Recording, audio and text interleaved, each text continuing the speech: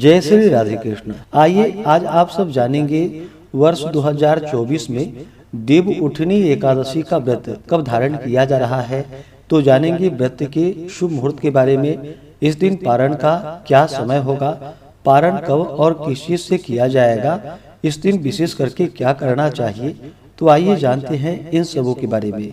कार्तिक मास शुक्ल पक्ष में पड़ने वाली एकादशी को इसे देवोत्थान एकादशी, देव उठनी एकादशी, देव प्रबोधिनी एकादशी के नाम से जाना जाता है। यह एकादशी का व्रत जो कि बड़ा ही पुण्य फलदायी माना गया है। आप सभी भक्तों को देव उठनी एकादशी व्रत की ढेर सारी शुभकामनाएं। आप सभी के जीवन में लक्ष्मी नारायण की कृपा से आप सभी को सभी प्रकार के सुख और समृद्धि की प्राप्ति हो। भगवान विष्णु जब योग निद्रा में 4 महीनों के लिए चले जाते हैं चातुर्य मास के दौरान, तो कार्तिक शुक्ल की देव उठनी एकादशी के दिन भगवान जागते हैं। इस दिन इनका प्रबोधन किया जाता है, इन्हें जगाया जाता है। और इस दिन जो भी भक्त सच्ची श्रद्धा के साथ व्रत को धारण करके भगवान का पूजन अर्चन करते हैं, तो व्यक्ति के सभी प्रकार के पापों का नाश होता है। इस व्रत को धारण करने से 1000 अश्वमेध यज्ञ के समान पुण्य फलों की प्राप्ति होती है तथा 100 राजसु यज्ञों का फल प्राप्त होता है। इस दिन पवित्र नदी गंगा आदि में स्नान तथा पूजन का विशेष महत्व है। इस दिन हरिद्वार, काशी, प्रयागराज, मथुरा आदि जगहों पर स्नान करने का विशेष महत्व माना गया है। यह संभव ना हो तो आप घर के नहाने के पानी में ही थोड़ा सा गंगा जल मिला करके गंगा माता का स्मरण करके इस दिन स्नान करें, तो इससे पुण्य फलों की प्राप्ति होती है। इस दिन जितने भी प्रकार के पुण्य कार्य होते हैं, अगर वो कार्य करते हैं तो इसका हजारों गुना महत्व बढ़ जाता है। इसके करने से जन्म जन्मांतर के पाप क्षीण हो जाते हैं तथा पूर्व जन्म का संकट समाप्त हो जाता है। भूत प्रेत आदि की बाधाएं नहीं रहती है। इस दिन भगवान का जहाँ तक हो सके जितने भी प्रकार के पुष्प फल आदि जितने भी प्राप्त हों, उनसे भगवान का पूजन करना चाहिए। इससे अनंत फलों की प्राप्ति होती है। तो आइए जानते हैं देव उठनी एकादशी व्रत के शुभ मुहूर्त पारण समय के बारे में। कार्तिक मास शुक्ल पक्ष की एकादशी तिथि प्रारंभ समय जो कि 11 नवंबर 2024 दिन सोमवार शाम 6:48 और एकादशी तिथि की जो समाप्ति है वह 12 नवंबर 2024 दिन मंगलवार शाम 4:07 पे एकादशी तिथि की समाप्ति है।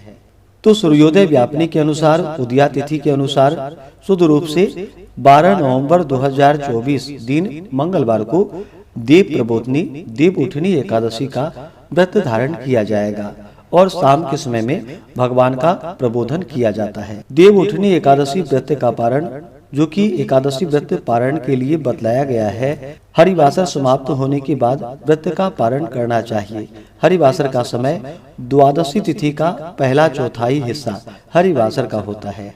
तो द्वादशी तिथि की जो समाप्ति है वह 13 नवंबर 2024 दिन बुधवार दोपहर 1:02 पे द्वादशी तिथि की समाप्ति है।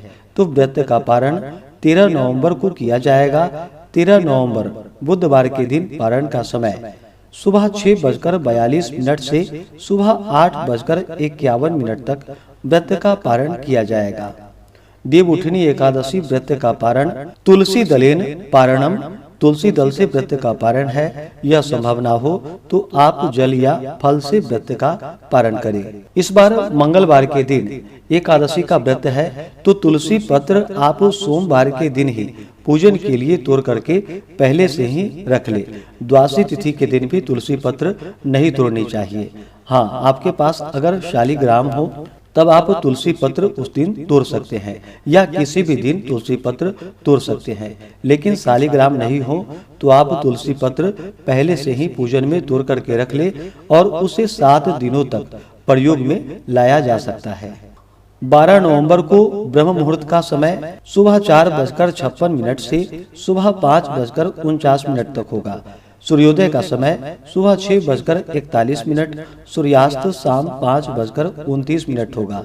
योग जो कि हर्षण योग होगा शाम 7:10 तक। उसके बाद वज्र योग होगा। इस दिन रवि योग भी बन रहा है जो कि सुबह 6:42 से सुबह 7:52 तक होगा। इसके बाद फिर सर्वार्थ सिद्धि योग भी एकादशी तिथि के दिन शुरू हो रहा है जो कि 12 नवंबर को सुबह 7:52 से अगले दिन सुबह 5:40 तक सर्वार्थ सिद्धि योग होगा। नक्षत्र जो कि पूर्वा भाद्रपद नक्षत्र सुबह 7:52 तक होगा। उसके बाद उत्तरा भाद्रपद नक्षत्र 12 नवंबर को राहु काल का समय दोपहर 2:47 से शाम 4:08 तक होगा और 13 नवंबर को दोपहर 12:05 से दोपहर 1:26 तक होगा। राहु काल समय के दौरान कोई भी शुभ कार्य या नया कार्य नहीं करना चाहिए, इस बात का ध्यान रखें। व्रती को दशमी के दिन से ही व्रत में नियमों का पालन करना चाहिए। दशमी तिथि के दिन सूर्यास्त से पहले ही भोजन ग्रहण कर ले। रात्रि ब्रह्मचर्य का पालन करते हुए एकादशी व्रत का स्मरण करते हुए सोना चाहिए। एकादशी की सुबह उठ करके नित्य क्रियाओं से निवृत्त होकर के गंगा नदी में या तीर्थों आदि जगहों पर स्नान करे। शुद्ध वस्त्र धारण करके व्रती को व्रत का संकल्प लेना चाहिए। इस दिन भर उपवास रहते हुए भगवान का सुबह के समय में और विशेष प्रकार से इस दिन शाम के समय में भगवान विष्णु माता लक्ष्मी का जो कि चतुर्भुज स्वरूप का इस दिन पूजन करने का विधान है। तो भगवान का पूजन करें। भगवान को भजन कीर्तन घंटा ध्वनि आदि करते हुए भगवान को जगानी चाहिए और अनेक प्रकार के गंध पुष्प धूप दीप आदि से भगवान का पूजन करना चाहिए। अनेक प्रकार के नैवेद्य आदि भगवान को अर्पित करनी चाहिए। नैवेद्य अर्पित करने के बाद जल से आचमनी करवानी चाहिए। मुख शुद्धि के लिए पान पत्र सुपारी लौंग इलायची के साथ में अर्पित करनी चाहिए। इस दिन जहाँ तक हो सके पुरुषोक्त आदि मंत्रों का पाठ श्रवण करना चाहिए। इससे भगवान की पूजा करनी चाहिए। विष्णु सहस्त्र नाम आदि का पाठ या श्रवण करना चाहिए। देव उठनी एकादशी व्रत का महात्म्य और कथा का श्रवण करना चाहिए और फिर भगवान की आरती करनी चाहिए। इस प्रकार एकादशी को भगवान का पूजन आरती करके जहाँ तक हो सके रात्रि जागरण आदि का कार्य करना चाहिए और अगले दिन जाकर के द्वादशी की सुबह उठ करके नित्य क्रियाओं से निवृत्त होकर के स्नान करके शुद्ध वस्त्र धारण करके ब्राह्मणों को भोजन करवा करके ब्राह्मणों को दान दक्षिणा देनी चाहिए और समय के अनुसार व्रत का पारण करना चाहिए। देव उठनी एकादशी से लेकर के कार्तिक पूर्णिमा तक जो कि तुलसी विवाह इस दौरान संपन्न करवाया जाता है, तो आप एकादशी से लेकर के पूर्णिमा तक तुलसी विवाह संपन्न कर सकते हैं। इस बार तुलसी विवाह जो कि विशेष करके 13 नवंबर को किया जाएगा।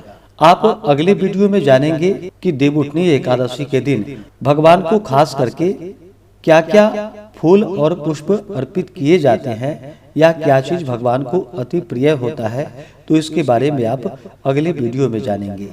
तो आशा करता हूँ कि यह जानकारी आपको अच्छा लगा हो।